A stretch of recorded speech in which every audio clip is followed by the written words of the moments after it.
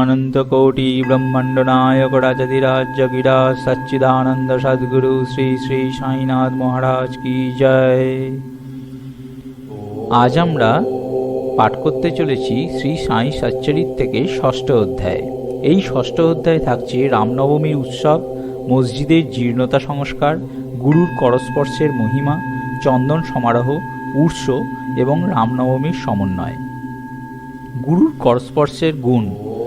যখন সদ্গুরুই নৌকার নাবিক, তখন তিনি নিশ্চয়ই নির্বিঘ্নে ও সহজেই এই ভবসাগর পার করিয়ে দেবেন। সদ্গুরু শব্দটির উচ্চারণ করা মাত্রই শ্রী সাই বাবার কথা মনে পড়ছে। মনে হচ্ছে যেন তিনি স্বয়ং আমার সামনে দাঁড়িয়ে আছেন এবং আমার মাথায় উদি লাগিয়ে দিচ্ছেন। আমার মন আনন্দে উৎফুল্ল হয়ে উঠছে, চোখ থেকে প্রেমাশ্রু বয়ে যাচ্ছে। সদ্গুরুর করস্পর্শের শক্তি মহান ও আশ্চর্যজনক। যে সূক্ষ্ম শরীর সমগ্র সংসারকে ভস্ম করে দিতে পারে এমন অগ্নি দ্বারাও নষ্ট হয় না, সেটাই গুরুর হাতে স্পর্শে এক নিমেষে নষ্ট হয়ে যায়। শ্রী সাই বাবার মনোরম রূপের দর্শন করে গলা রুদ্ধ হয়ে যায়, চোখ থেকে অশ্রুধারা প্রবাহিত হতে থাকে। যখন হৃদয় ভাবান্বিত হয়ে যায়, তখন আমি সে সোহম ভাব জাগৃত হয়ে আত্মানুভূতির আনন্দের আভাস হয়। আমি আর তুমির পার্থক্য, এই দ্বৈতভাব নষ্ট হয়ে যায় এবং তৎক্ষণাৎ ব্রহ্মের সাথে অভিন্নতা অনুভব হয়। যখন আমি কোনো ধার্মিক গ্রন্থ পাঠ করি, তখন প্রতিপদে সদ্গুরুর স্মৃতি মনে জেগে ওঠে। বাবা শ্রীরাম এবং শ্রীকৃষ্ণ রূপে তার জীবনগাথা শুনিয়ে যান। যখন আমি ভাগবত পাঠ শ্রবণ করি, তখন বাবা শ্রীকৃষ্ণের স্বরূপ ধারণ করেন এবং এই রূপ মনে হয় যেন তিনিই ভক্তদের কল্যাণ হেতু উদ্ভব গীতা শোনাচ্ছেন। কারো সঙ্গে আলোচনা করার সময় আমি বাবার কথাগুলি স্মরণ করি, যাতে উপযুক্ত অর্থ বোঝাতে সফল হতে পারি। নিজে থেকে যখন কিছু লিখতে যাই, ঠিক সেই সময় একটা শব্দ বা বাক্যও রচনা করে উঠতে পারি না, কিন্তু যখন বাবা স্বয়ং কৃপা করে আমাকে দিয়ে লেখাতে শুরু করেন, তখন তার আর কোনো শেষ থাকে না। যখন ভক্তদের মধ্যে অহংকার বাড়তে শুরু করে, তখন বাবা নিজের হাতে তা দমন করেন এবং নিজের শক্তি প্রদান করে তাকে অহংকার শূন্য করে চরম লক্ষ্যে প্রাপ্তি করিয়ে দেন। সে পরম সন্তুষ্ট হয়ে অক্ষয় সুখের অধিকারী হয়ে যায়। যে বাবাকে নমন করে, একনিষ্ঠভাবে তার স্মরণে যায়, তার আর অন্য কোনো সাধনার আবশ্যকতা থাকে না। ধর্ম, অর্থ, কাম ও মোক্ষ সে সহজেই পেয়ে যায়। ঈশ্বরের কাছে পৌঁছবার চারটি মার্গের কর্ম, জ্ঞান, যোগ ও ভক্তি মধ্যে ভক্তি মার্গ সবচেয়ে বেশি কণ্টকাকীর্ণ এবং খানাখন্দ দিয়ে ভরা। কিন্তু যদি সদ্গুরুর উপর বিশ্বাস থাকে এবং পথের গহ্বর থেকে সাবধান হয়ে তার পদানুক্রমণ করে সোজা এগিয়ে যাও, তাহলে সেই চরম লক্ষ্য অর্থাৎ ঈশ্বরের নিকট সহজেই পৌঁছে যাবে। শ্রী সাই বাবা বলেছেন তিনি স্বয়ং ব্রহ্ম এবং তাঁর বিশ্ব উৎপত্তি, রক্ষণ ও লয় করার বিভিন্ন শক্তিগুলির পৃথকত্বর মধ্যেও একাত্মতা আছে। এই কথাটি বিভিন্ন গ্রন্থকারেরাও লিখেছেন। ভক্তদের কল্যাণের জন্য শ্রী সাই বাবা স্বয়ং যে শব্দগুলির দ্বারা আশ্বাস দিয়েছিলেন, সেটাই এখানে লেখা হচ্ছে। আমার ভক্তদের বাড়িতে অন্নবস্ত্রের কখনো অভাব হবে না। আমার এই বৈশিষ্ট্য যে ভক্ত আমার স্মরণে আসে এবং কায়মনোবাক্যে আমারই উপাসনা করে, তার কল্যাণের জন্য আমি সর্বদা চিন্তিত থাকি। কৃষ্ণ ভগবান গীতাতে এই কথাই বুঝিয়েছেন, সর্বধর্মান পরিত্যাজ্য মামেকং শরণং ব্রজ অহং ত্যাগ সর্বপাপেভ্য মোক্ষয়াস্যামি মা শুচ। তাই খাওয়া পড়ার কথা বেশি চিন্তা করো না। যদি কিছু চাইবার অভিলাষ থাকে, তাহলে ঈশ্বরকেই চেয়ে নাও। জাগতিক সম্মান ও উপাধি ছেড়ে ঈশ্বরের কৃপা ও অভয়দান প্রাপ্ত করো এবং তাঁর দ্বারাই সম্মানিত হওয়ার চেষ্টা করো। সাংসারিক সাধনায় কুপদগামী হয়েও না। নিজের ইষ্টকে দৃঢ়ভাবে ধরে রাখো। কোনো পদার্থ দ্বারা আকর্ষিত হয়েও না।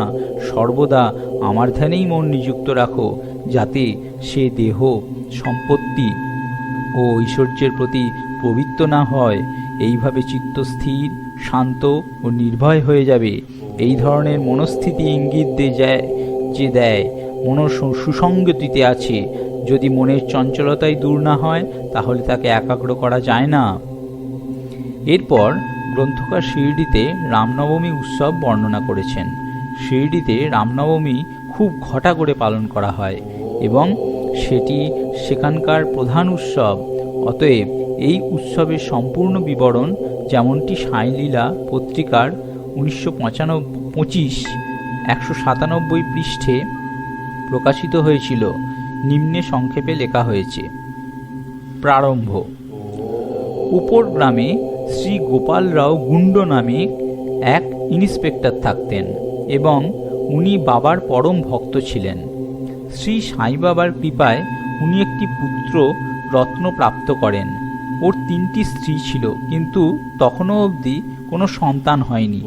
সেই আনন্দে 1897 সালে ওর মনে হয় যে শিরডিতে মেলা অথবা উৎস করানো উচিত।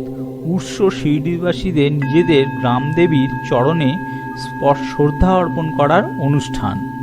উনি এই কথাটি অন্যান্য ভক্তদের, যেমন তাতোয়া পাটিল এবং মাধবরাওকে বলেন।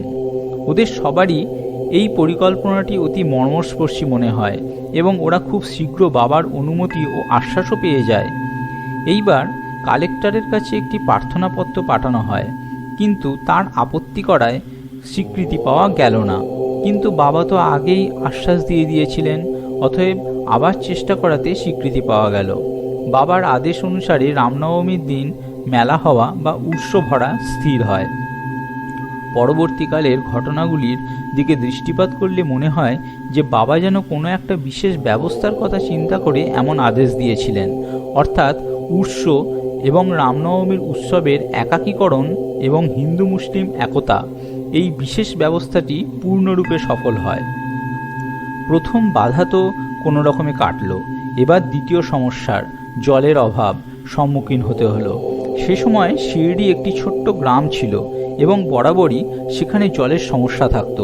গ্রামে শুধু 2টো কুয়ো ছিল, তার মধ্যে একটা তো প্রায় শুকিয়েই গিয়েছিল এবং অন্যটার জল ছিল নোনতা। বাবা তাতে ফুল ঢেলে তার জল মিষ্টি করে দিলেন, কিন্তু একটা কুয়োর জল কতজনের জন্য পর্যাপ্ত হতে পারে? তাই তাতোয়া পাটিল বাইরে থেকে জল আনবার ব্যবস্থা করলেন। বাঁশের ও কাঠের দোকান বানানো হলো, কুস্তিরও আয়োজন করা হলো। গোপালরাও গুন্ডের এক বন্ধু দামু আন্না কাসার আহমেদনগরে থাকতেন। তিনিও সন্তানহীন হওয়ায় দারুণ মনোকষ্টে ভুগছিলেন। শ্রী সাই বাবার কৃপায় উনিও সন্তান সুখ প্রাপ্ত করেন। শ্রী গুন্ড ওকে এই উপলক্ষে একটা ধ্বজা দিতে বলেন। একটা ধ্বজা জমিদার শ্রী নানা সাহেব নিমনকর দেন।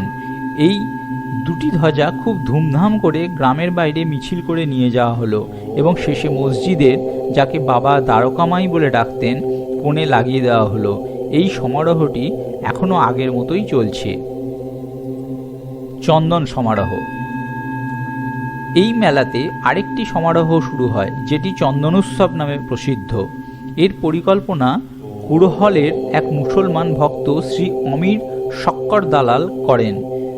এই ধরনের উৎসব সাধারণত সিদ্ধ মুসলমান সন্তদের সম্মানে করা হয়। অনেকটা চন্দন ঘষে অনেকগুলি চন্দন ধূপ থালাতে জ্বালিয়ে মিছিল বার করা হতো। সবশেষে মসজিদে এইগুলি পৌঁছিয়ে সমারোহ শেষ হয়ে যেত। থালার চন্দন এবং ধূপ নিমের ওপর এবং মসজিদের দেওয়ালের ওপর ছড়িয়ে দেওয়া হতো। এই উৎসবের ব্যবস্থা প্রথমে 3 বছর আমির শক্কর করেন, তারপর তার স্ত্রী এর ভার নেন। এইভাবে হিন্দুদের দ্বারা ধ্বজার ও মুসলমানদের দ্বারা চন্দনের শোভাযাত্রা একসাথে বেরোতো এবং আজও অবধি সেইভাবেই বেরোয়। প্রবন্ধ। রামনবমীর দিনটি শ্রী সাই বাবার ভক্তদের জন্য অতিশয় প্রিয় ও পবিত্র। মেলায় সহযোগিতা ও কাজ করার জন্য অনেক লোকের প্রস্তুত থাকত। বাইরের সমস্ত কাজ শ্রী তাতোয়া পাটিল ও বাকি কাজগুলি শ্রী সাই বাবার এক পরম ভক্ত রাধাকৃষ্ণমাই সামলাতেন। এই সময় ওর বাড়ি অতিথিতে ভরে যেত এবং উনি সবার আরামের প্রতি নজর রাখতেন। মেলায় প্রয়োজনীয় সমস্ত বস্তুগুলি আয়োজন করে রাখতেন।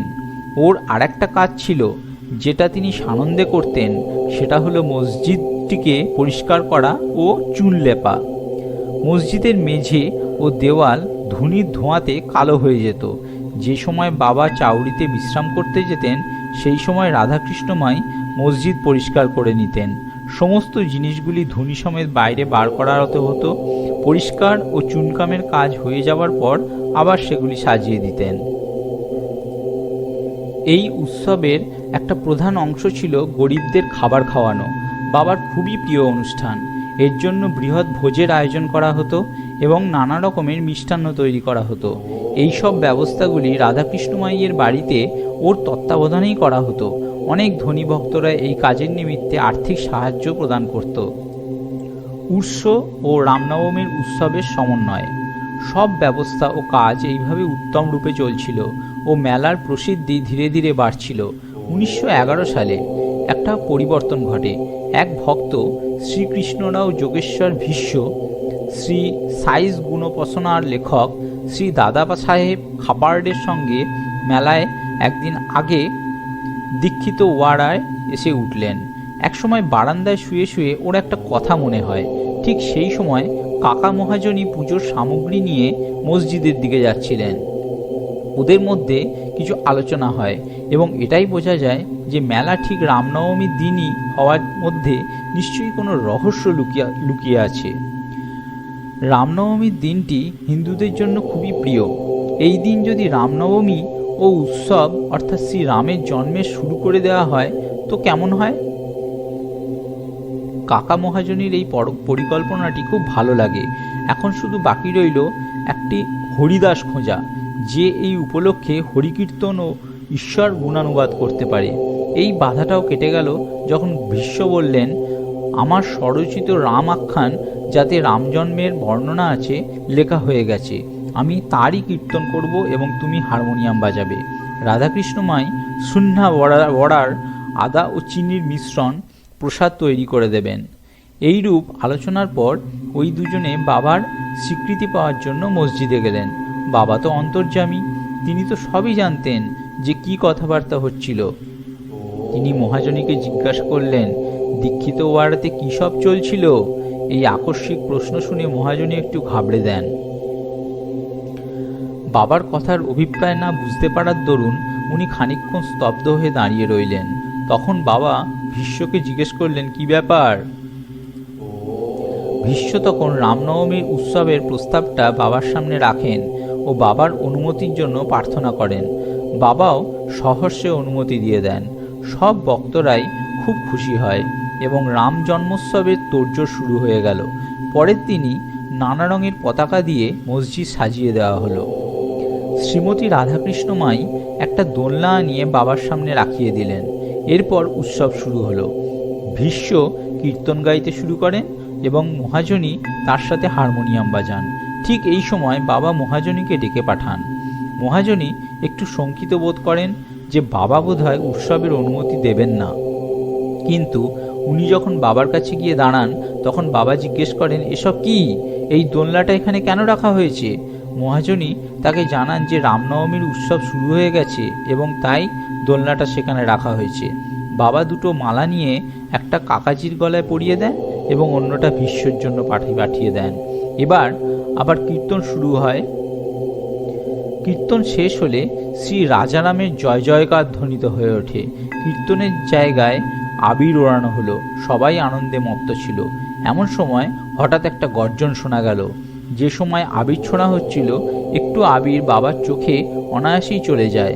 বাবা তাতে একদম ক্রুদ্ধ হয়ে ওঠেন এবং জোরে জোরে অপশব্দ বলতে শুরু করেন। এই দৃশ্য দেখে সবাই ভয়ে এক কোণে দাঁড়িয়ে গেল। কিন্তু যারা বাবার স্বভাবের সাথে ভালোভাবে পরিচিত ছিল তারা এই অপশব্দ শুনে ভয়ভীত হবে কেমন করে? বাবার এই ক্রোধ ও অপশব্দ তারা আশীর্বাদ রূপে গ্রহণ করল।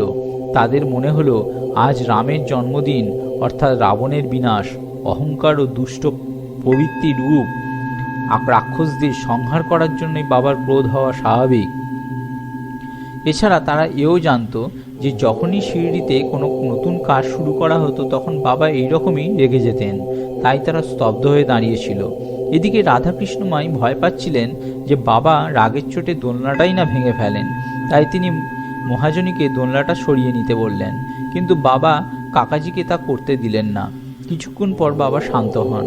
সেই দিনের মহাপুজো আরতি নির্বিঘ্নে সম্পন্ন হলো।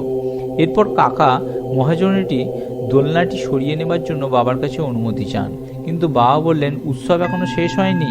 পরের দিন গোপালকালা উৎসবের পর বাবা দোলনাটি নামাবার অনুমতি দেন। একটা মাটির পাত্রে দই চিড়ে রেখে সেটা টাঙিয়ে দেওয়া হলো। কীর্তন শেষ হওয়ার পর পাত্রটি ভেঙে দই চিড়ে প্রসাদ রূপে বিতরণ করা হলো, যেমনটি শ্রীকৃষ্ণ রাখালদের সঙ্গে করেছিলেন। রামনবমীর উৎসব এইভাবে সারা দিন ধরে চলল। দিনের বেলা দুটো ধ্বজার শোভাযাত্রা ও রাত্রিতে চন্দনের মিছিল খুব ঘটা করে বেরোলো। এরপর উৎস রামনবমীর উৎসবে রূপান্তরিত হলো। পরের বছর 1912 থেকে উৎসবের ঘটা ও কার্যক্রমগুলো বাড়তে লাগলো। শ্রীমতী রাধাকৃষ্ণমাই চৈত্র প্রতিপদ থেকে নাম সপ্তাহ আরম্ভ করে দিলেন। দিন রাত অনবরত 7 দিন অবধি ভগবত নাম নেওয়াকে নাম সপ্তাহ বলে। সব ভক্তরা পালা করে এতে অংশগ্রহণ করতেন। দেশের সব জায়গাতেই রামনবমীর উৎসব পালন করা হয়, তাই পরের বছর আবার হরিদাসের ব্যবস্থা করা সমস্যা হয়ে দাঁড়ালো। কিন্তু উৎসবের দিনের আগেই তার সমাধানও খুঁজে পাওয়া গেল। 5-6 দিন আগে হঠাৎ শ্রী মহাজনের বালা বুয়ার সাথে দেখা হয়। বুয়া সাহেব আধুনিক তুকারাম নামে প্রসিদ্ধ লাভ করেছিলেন। হরিকীর্তন করার দায়িত্ব তাঁর উপরই দেওয়া হয়। তার পরের বছরও ওর গ্রামে প্লেগ ছড়ানোর দরুন তিনি নিজের গ্রামে হরিদাসের কাজ করতে না পারায় শিরডিতে চলে আসেন। কাকা সাহেব দীক্ষিত ওকে কীর্তনের ভার দেওয়ার জন্য বাবার কাছে অনুমতি চান। বাবা অনুমতির সাথে সাথে বুয়াকে যথেষ্ট পুরস্কারও দেন। 1914 সালে বাবা হরিদাসের সমস্যাটি পুরোপুরি মিটিয়ে দেন। তিনি এই কাজটির ভার দাসগণু মহারাজকে দেন। সেই থেকে দাসগণু মহারাজ এই কাজটি পূর্ণ উৎসাহের সাথে পালন করেন। 1912 থেকে উৎসবে ভক্তদের সংখ্যা বাড়তে লাগলো। প্রসিদ্ধ পালোয়ানদের কুস্তি প্রতিযোগিতা আরম্ভ হয়ে গেল। গরিবদের জন্য খুব বড়ভাবে খাওয়ার আয়োজন করা হতো। রাধাকৃষ্ণমাইয়ের ঘোর পরিশ্রমের ফলস্বরূপ শিরডি সংস্থানের রূপ অর্জন করল। সংস্থানের সম্পত্তিও দিন প্রতিদিন বাড়তে লাগলো। একটা সুন্দর ঘোড়া, পালকি, রথ এবং রূপোর অন্যান্য জিনিস ও বাসনপত্র ইত্যাদি ভক্তরা উপহার রূপে অর্পণ করতেন।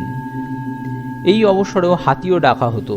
যদিও সম্পত্তিতে দিনের পর দিন বৃদ্ধি হচ্ছিল, বাবা সেসব থেকে সম্পূর্ণ নির্লিপ্ত ও নিরপেক্ষ থাকতেন। তিনি এইসব জিনিস উপেক্ষার দৃষ্টিতে দেখতেন এবং সবসময় সাধারণ বেশভূষা ধারণ করে থাকতেন। মিছিল এবং উৎসবে হিন্দু মুসলমান এক হয়ে কাজ করত, কিন্তু আজ অবধি তাদের মধ্যে কোনো বিবাদ বা মতভেদ ঘটেনি। এই কথাটি বিশেষ উল্লেখযোগ্য। প্রথম লোকেদের সংখ্যা 5-7 হাজারই হতো, কিন্তু পরের দিকে এই সংখ্যা 75-80 হাজারে গিয়ে দাঁড়ায়। আজকাল তো এই দিন লক্ষাধিক ভক্তরা শিরডিতে সম্মিলিত হয়। তবুও আজ অবধি না তো কোনো রোগ আর নাই কোনো ঝগড়া দেখা দিয়েছে।